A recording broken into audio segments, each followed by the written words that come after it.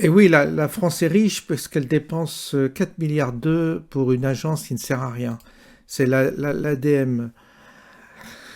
L'ADME qui... L'ADEME, oui, ça se dit l'ADEME, ça se dit pas l'ADME. Moi, je dis l'ADME, non. Alors, le gouvernement français décide de créer une nouvelle agence regroupant ces 3 domaines d'intervention. La FME, la NRED et la QA, la K. Fusionnent donc en un seul établissement l'Agence de l'environnement et de la maîtrise de l'énergie, l'ADEME. Donc il s'agit de l'ADEME, effectivement, ADEME.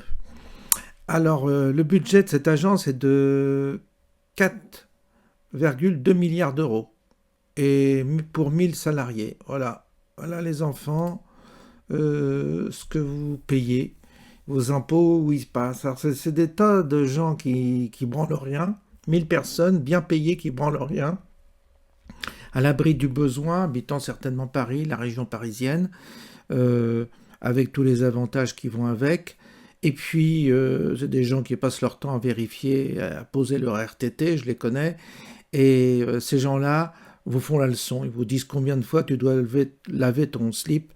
On va écouter la petite séquence sur CNews parce que j'ai trouvé que ça valait le coup quand même. Ça valait le détour, cette anecdote. Mais bon, ça finit par faire beaucoup, je trouve. Tout ça finit par faire beaucoup, beaucoup, beaucoup. Je sais pas ce que vous en pensez, mais la coupe elle commence à être pleine. Surtout quand on vous demande de payer plus d'impôts, aux entreprises de payer plus d'impôts, quand vous voyez qu'il y en a qui déposent le bilan tellement ils sont accablés de charges, et vous payez des gens comme ça à vous dire combien de fois tu dois laver ton slip dans l'année, combien de fois tu peux le garder, sur combien de jours, etc. Non mais ce monde est fou, je ne sais pas jusqu'à quand on va continuer.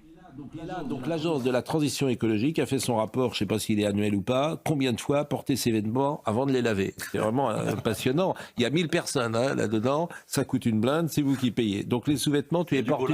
C'est du beau linge. Et non mais on peut en rire, mais je trouve ça... C'est effrayant en fait. Ça coûte cher ces rapports. Mais il y a 1000 personnes à l'ADEME. 1000 personnes pour nous dire qu'on doit porter nos vêtements, les sous-vêtements une fois avant de les laver, pour des raisons écologiques. Le vêtement de sport, tu as le droit de les porter 1 à 3 fois. Je veux bien que tu portes ton maillot après un match et que tu ne le laves pas après, mais bon, ça me paraît très étrange. Les tops en coton, 4 à 5 fois. La robe, 4 à 6 fois. Bon, c'est n'importe quoi. Ça devient un vrai délire, ce pays. C'est un vrai délire. Et vous voyez, pourquoi je relais ce genre d'informations, c'est pour bien enfoncer le clou. Je sais que c'est pour donner des éléments, c'est pour qu'on puisse avoir une somme d'éléments quand même qui puissent être pertinents pour justement déconstruire, enfin tous les mois, démolir ce système dans lequel on est enfermé. Et il paraît que c'est inéluctable, qu'on ne peut pas en sortir, mais il va bien falloir en sortir, parce que c'est quand même pas 4 milliards d'euros à récupérer, là, d'un seul coup. Vous allez voir que les retraites, on solutionnera vite fait le problème des retraites. Donc, il y a un souci dans ce pays, et malheureusement, qui va réussir à... Il faut un Trump, il n'y a pas de mystère, il faut un Trump dans ce pays. Mais c'est pour vous dire, quand on accumule tous les trucs que vous voyez à droite et à gauche, mais c'est infernal.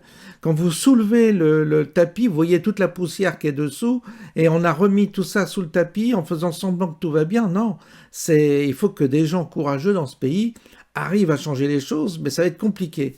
Ça va être très très compliqué parce qu'il faut une révolution quasiment. Il faut quasiment une révolution pour que ça change, parce que là, il semble que rien n'y fasse, rien. Les gens ne changent pas, nos politiciens ne changent pas les choses, et on est de face à un gouffre financier terrible à cause de justement d'un argent qui est complètement un argent fou de gaspiller. Mais c'est pareil, le train de vie de l'Élysée, c'est énorme. Quand vous regardez ça, c'est énorme.